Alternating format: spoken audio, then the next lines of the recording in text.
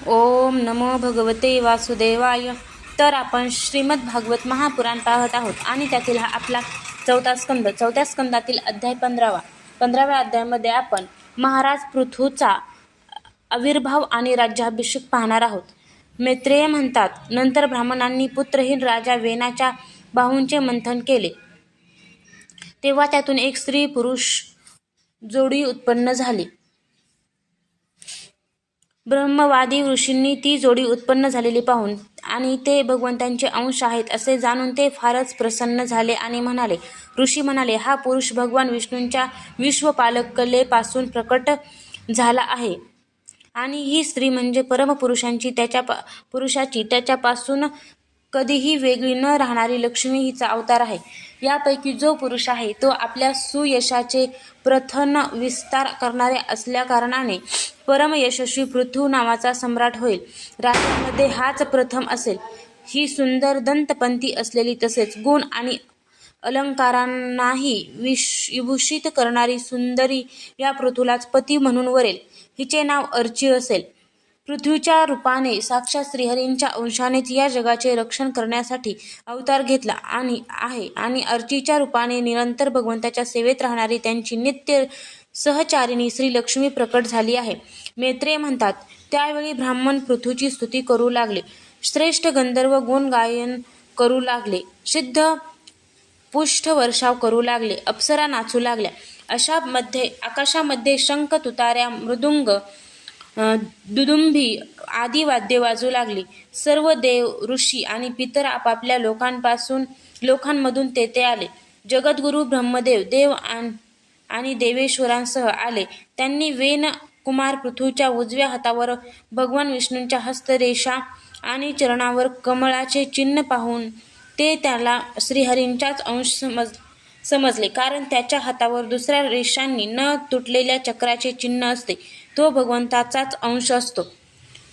वेदवेत्या जगद्गुरु ब्रह्मदेव देव आणि देवेश्वरांसह आले. त्यांनी वेन कुमार पृथ्वीच्या उजव्या हातावर भगवान विष्णूंच्या हस्तरेषा आणि चरणावर कमळाचे चिन्ह पाहून ते त्याला श्रीहरींचाच अंश समजले, कारण ज्याच्या हातावर दुसऱ्या रेषांनी न तुटलेल्या चक्राचे चिन्ह असते तो भगवंताचाच अंश असतो. वेदवेत्या ब्राह्मणांनी पृथ्वीच्या अभिषेकाची तयारी केली. लोकांनी सगळीकडून अभिषेकाचे साहित्य आणले. त्यावेळी नद्या, समुद्र, पर्वत, नाग, गायी, पशु, पक्षी, स्वर्ग, पृथ्वी तसंच अन्य सर्व प्राण्यांनी त्यांना नजराने आणले. सुंदर वस्त्रे आणि अलंकारांनी नीलंकृत महाराज पृथूंचा विधीनुसार राज्याभिषेक झाला. त्यावेळी अनेक अलंकारांनी शृंगारलेली महाराणी अर्ची हिच्याबरोबर ते दुसऱ्या अग्निदेवाप्रमाणे दिसत होते. हे वीर विदुरा, त्यांना कुबेराने अतिशय सुंदर सुवर्ण सिंहासन दिले. तसेच वरुणाने चंद्रासारखा प्रकाशमय आणि ज्यातून सदैव प्राण्यांचे तुषार उडत होते असे छत्र दिले.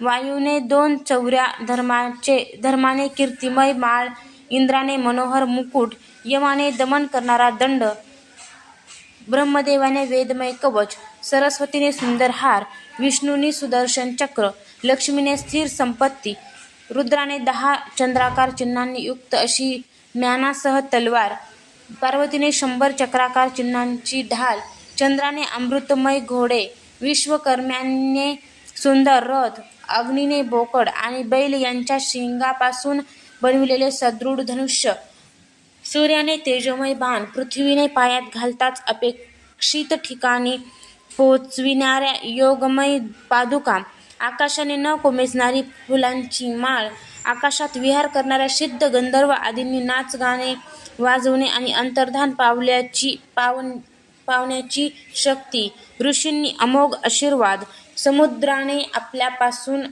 उत्पन्न झालेला शंख, तसेच 7 समुद्र, पर्वत आणि नद्यांनी त्यांच्या रथांसाठी निष्कंटक मार्ग भेट म्हणून दिले. त्यानंतर सूत, मागध आणि बंदीजन त्यांची स्तुती करण्यासाठी उपस्थित झाले.